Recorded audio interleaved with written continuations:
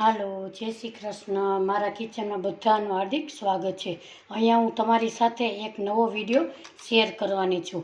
જો તમને મારો વિડીયો ગમે તો લાઇક છે ને સબસ્ક્રાઈબ કરવાનું ભૂલશો નહીં.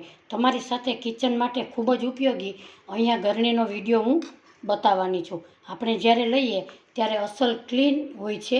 રોજે રોજ ચા બનાવી ત્યારે આવી રીતે ફરતી બાજુ કાળાશ થઈ જાય છે.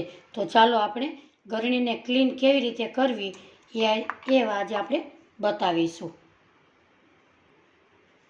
સૌ પ્રથમ એક આપણે કપ લેશું. એમાં આપણે ભજીયામાં નાખીએ મીઠા સોડા, 1 ચમચી મીઠા સોડા ઉમેરીશું. એનું માપ આપણે જોઈ લઈએ. 1 ગરણી હોય તો 1 ચમચી ખાર ઉમેરીશું. 2 ચમચી હોય તો 2 ચમચી ઉમેરવાના. અહીંયા આપણે 1 ચમચી ઉમેરશું.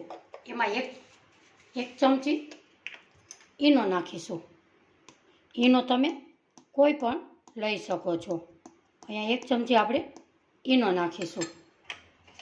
એમાં નાખીશું આપણે થોડુંક પાણી અને આપણે આવી રીતે એને હવે ગોળ આવું એકદમ બનાવી લેશું. હવે તમારે કોઈ પણ નકામું બ્રશ હોય એનાથી તમે ઘસી લેવાની આવી રીતે.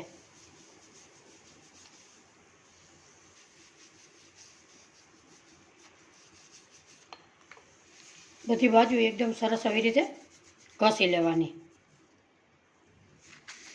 ઘણા લોકો ગેસ ઉપર ગરણીને ગરમ કરે છે. એ ગરણી કાળી પડી જાય છે અને એની આયુષ પણ ઓછી થાય છે. આવી રીતે આપણે 2 ગરણીને લગાડી લઈએ.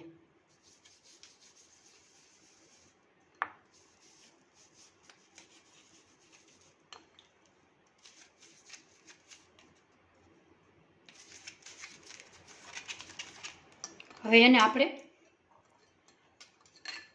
1 કલાક આવી રીતે રાખીશું. આપણે અહીંયા ગરણીને 1 કલાક થઈ ગઈ છે. હવે લેશું આપણે વિનેગર. વિનેગરને આપણે આવી રીતે ગરણી ઉપર નાખી દેશું. વિનેગરમાં ખટાશનું પ્રમાણ વધારે હોય છે.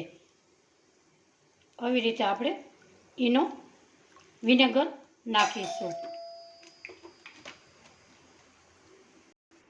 આપણે અહીંયા વિનેગર નાખેલું હતું. હવે અડધી ચમચી ઈનો નાખીશું.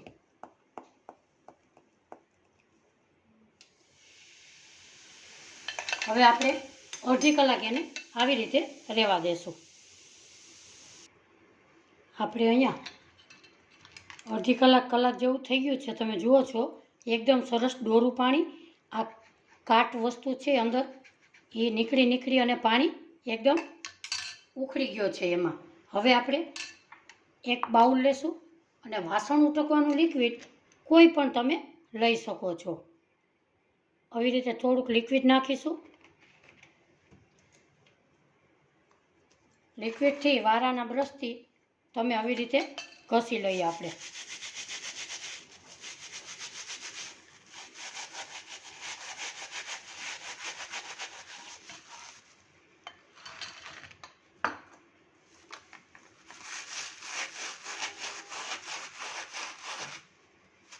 આવી રીતે એકદમ સરસ નવા જેવી ક્લીન થઈ જાય છે. હવે આપણે બીજી ગરણીને પણ ઘસી લઈએ.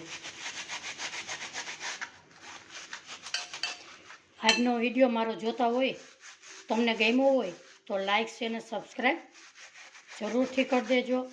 આવી રીતે આપણે સરસ એકદમ આવી રીતે આપણે ઘસી લઈએ.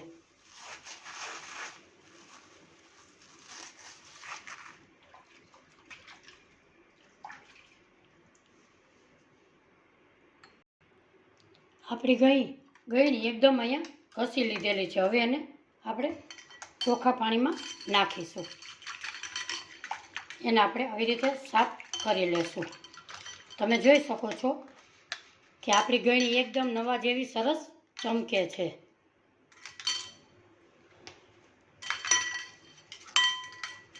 બે આપણે ગળણીને ધોઈ લઈએ. અહીંયા આપણે જોઈ શકીએ છીએ કે આપણી ગળણી એકદમ સરસ ક્લીન થઈ ગઈ છે. આજનો મારો વિડીયો તમને ગમ્યો હોય તો લાઇક શેર અને સબસ્ક્રાઈબ કરવાનું ભૂલશો નહીં. ફરી મળીશું એક નવી રેસીપી સાથે. ત્યાં સુધી બધાને મારા જય શ્રી કૃષ્ણ.